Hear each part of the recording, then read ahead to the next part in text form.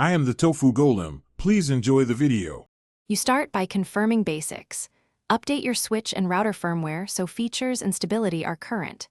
Next, switch to 5 GHz Wi-Fi or plug the dock with an Ethernet adapter for the lowest latency. Once done, move the router closer to the console, avoiding appliances and thick walls that block signals.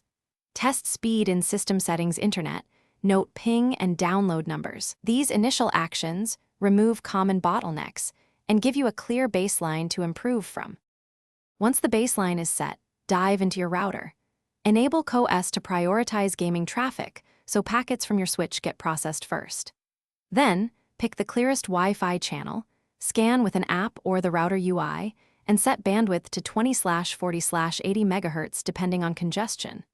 Make the switch a static IP to keep forwarding rules stable, and enable UPnP or forward required ports to reduce NAT issues. These steps cut jitter and improve connection consistency for online play.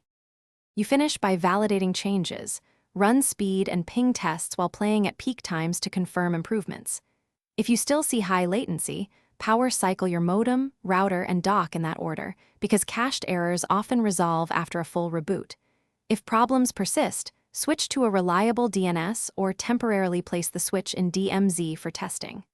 Troubleshooting tip: if intermittent lag continues, swap devices, try another router or Ethernet cable to isolate whether the issue is ISP, hardware, or... Thanks for watching. Consider subscribing if we helped you today.